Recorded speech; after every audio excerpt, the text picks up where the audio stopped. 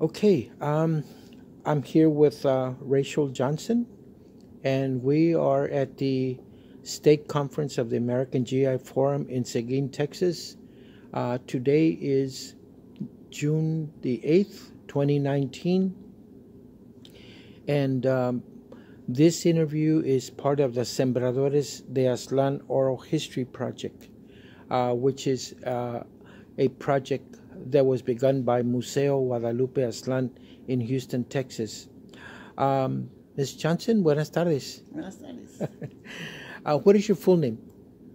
My real name is Raquel Ramirez Johnson. Okay. But when I entered the first grade, they changed my name like they did everybody else to Rachel, which is the English version of Raquel. Okay. And ever since then, people who know me for a long time will call me Raquel. But otherwise, they'll call me Rachel. Okay. And where were you born? Actually, I was born in Malakoff, Texas, which is a small mining town, and it's between Corsicana, Tyler, and Athens. It was a community made up of coal miners, and it was segregated by the whites living in one side of the community, the Mexicanos lived in another, and then there was a little area like, I thought it was a big forest, but the blacks lived on the other side. Coal mining community. It was coal miners. And, wow. My father, that was the job he most hated, but he was a coal miner along with his brother and a brother-in-law. Okay. And the coal mines were running until about, I think we moved from there in 43 when they closed the town, the mining company, and then the people from that community went everywhere. A lot of them went to Fort Worth, Dallas area. A few went to Laredo, and a lot of them went to Lorain, Ohio, and the East Chicago area. So we were spread. And they used to have a coal miners reunion. It's organized by a family in Dallas, and they go clean up the cemetery, the lot for the cemetery. Place was given by the mining company, so that we would have a place to bury the people who died. And in 43, I think it was late 43 in the winter, because I remember it was really cold, we moved to Fort Worth along with my mother's mother who lived with us. And we lived in Fort Worth from then on. And to be clear, who were your parents? My father's name was Pedro Ramirez. My mother was Felicitas Barrientos Ramirez. Okay. And your husband was? My husband was Anglo. Okay. What was his name? Tom Johnson. J. Johnson. Okay. Let's go ahead and go to the theme at hand. And this is regarding Reies Lopez Tijerina, the land rights activist from the state of Nuevo Mexico. Your father gave him a place to stay. Well, what happened is my father was always running into people who needed help. And he ran into Reies Tijerina and his wife and a child. And I'm not sure what month that was, because that was in about 1944. And I was 7. And he claimed that he came from Michigan, that he and his wife had walked from Michigan all the way to Fort Worth, Texas.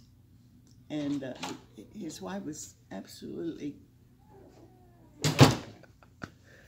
his wife was gorgeous. In fact, my mother and my dad call her Maria Bonita.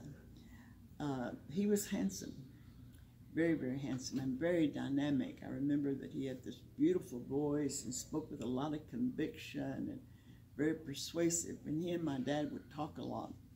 My dad was very strong on the fact that we were to get an education, and that appealed to Reies Tijerina. But the interesting thing, when I've read other stories about him, he never mentions that period in Fort Worth. But my family provided. My dad made sure he had food for himself and his wife and child, and I remember they would come and eat a lot of meals with us. As poor as we were, we always had that open table, open door, and my dad helped him find a place to live. And at that point, Reies became a Protestant evangelical preacher, and we were Protestant. There were very few Mexican Americans who were Protestant, but we were. And he was in a little church. I remember going, and he was a powerful speaker. I remember that I was intrigued by the fact that he could talk so fluently and so convincingly. But one time he got mad, and I was there. He got mad at the congregation, a small congregation, and he threw a flower vase that they had on the podium at the congregation. You know? My dad always said that Reies would either be a very great man for good reasons or a very bad man for the wrong reasons. But I don't remember, and my parents never mentioned that he was politically active. It was always a religious fervor that he expressed. And even though I didn't understand a lot of what he was saying, I was intrigued, and I was always very much aware that he was around, that he was so persuasive and so passionate. I do remember that his wife, as we call her, era muy sufrida, because she absolutely did whatever he wanted to do. And when you think about it, if they walked all the way from Michigan to Fort Worth, Texas, that would have been a very hard journey. I suspect they hitchhiked. Now, as an adult, I've wondered how much of that was drama, or, you know, I think there was some truth to that he had come from Michigan to Fort Worth, Texas. So when you first saw Reies Lopez Tijerina, that was at your father's house, and what city was that at? Fort Worth, Texas. Fort Worth, Texas. Yeah, my dad found him somewhere, and brought him so they could have a meal, and then he could help him find a place to stay. And approximately, how long did y'all stay at that? How long did he stay? It seemed like quite a while, but you know, I was young, so I had no concept of time. But he was there for quite a while, and didn't work. He just was a preacher. Okay. And then I ran again, and we talked about Reies all the time, you know, after he left, because then he became famous for that raid that he had in Tierra Maria. Tierra Maria, you know. So we would always talk about the fact that we had Reies Tijerina in our home, and how my dad had always said he would either be great or, you know, infamous. And my dad liked him very much because Reies was extremely bright, very articulate, very passionate. He spoke with a lot of passion about everything. And a lot of the times he seemed to be speaking more than my dad. My dad seemed to be listening to him. And do you remember the address where this took place, where y'all lived? Yeah, there's 3051 Shad Street, SCH-ADT in Fort Worth, Texas. Okay, okay. It was in a poor neighborhood. Okay. Did it have a barrio name, the neighborhood? No, actually it was an Anglo community. Okay. We were the only Mexican-American family there. Okay. Wait a minute, let me back up. That was where we lived. When he came, we lived in what we call El Molino, which was company house, and my dad worked for the cotton oil mill company there, and that's where he came at that time. Later, we moved to Shad Street, and at that time, he was not part of our life anymore. We sort of kept up with him. My dad did, because, you know, Reies created waves wherever he went, apparently. But once he disappeared from our life, we really didn't have, if I recall, I don't recall that my dad ever said that he kept in touch with us with a letter or anything like that.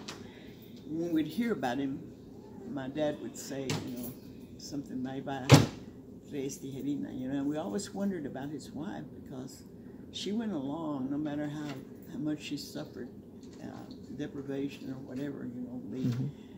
They had no economic stability. They really, at that time, didn't have a home or anything. You know, my dad helped them find a place to stay. And I've always been curious to why he never, in the books that I've had referencing, he never talks about that period in Fort Worth. But then I ran into Reies Tijerina in Washington, D.C., and I think it was 71. I went on behalf of this organization we called the National Mexican-American College Education Fund, and there was a huge meeting of people from all over the country, and he was there. And the other, Cesar Chavez was supposed to be there, but there had been so many threats against his life, and he didn't show up, but Reies did. And after he got through speaking and in a break, I went up to him and I said, "You probably don't remember me. My name is Raquel Ramirez Johnson. My father was Pedro Ramirez." And he said, "Oh yes, I remember your father." He said he was very, very strong on the fact that y'all would get an education. And he stressed that. And he said, "And did you all get an education?" And I said, "Yes." I said, "We lost 2 members of my 2 siblings, but my brother and my sister and I all had college education, and Dad impressed on us that that's the way that we would be able to participate." So he said, "Well, I remember your dad very, very well. He was a very nice person, and he helped me." And I'm sure the FBI was taking pictures because, you know, it's very controversial. And I thought later, "Oh, wow, you know, I probably got my picture in the archives somewhere deep about being associated." So, Rachel, hold us by the hand, so to speak, and kind of tell us what the regular business day was like when Reyes was there. Did he come in for breakfast? What did he do? Sundays, normally, they would be there for lunch after church. During the week, he would come in the evenings, you know. As a child, I didn't have that much concept of time, but I remember that Dad always worried that he and his family would be hungry, and so you know, they would just be there. Now, we had other people there, other relatives, that he didn't have much to do with them. It was with my dad. Okay. He would come. He was a very handsome man, and his wife was gorgeous, beautiful. Yes. Yeah. Wow. His first wife, because he remarried. Yeah.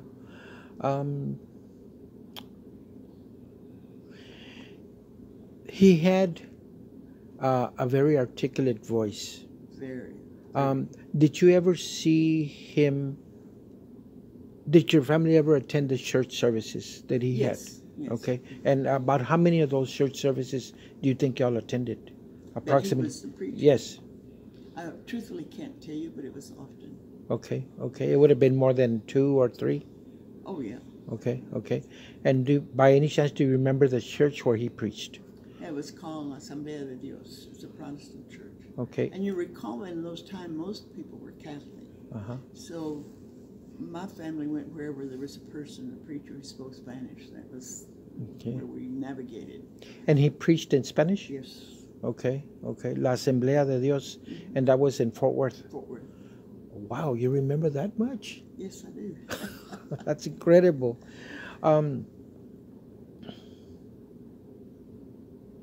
When Reies Lopez spoke, when he preached, what aspect of his preaching captured your attention? His voice, his stature, his body language?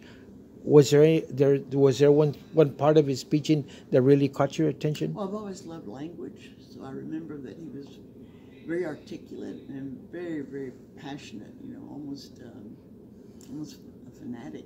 You know, and mostly it was, I would say, it was talk about, in a way, about justice. As a child, I was only 7. I remember that he was very convincing, you know, about whatever he was saying. He did hold his audience. You know, people paid attention to him. Had a very strong voice. His gestures were magnificent. You know, he used his hands very effectively, and he would capture. You know, he would look straight at you. I remember as a child, and it was fascinating because he would look at me, and I knew he was talking to me. You know, but then he would look at the congregation, and he would. You know, the time he got mad about something, I guess he didn't think he was getting the response. My dad thought that was funny because he didn't hit anybody. But he got so aroused about whatever he was talking about, he just flat threw that little vase with a little flower in it at the congregation. He was very passionate when he spoke. High energy. I remember that he would move all over the place when he was talking. You know. So, were there more than one occasion when he came to stay at your father's house?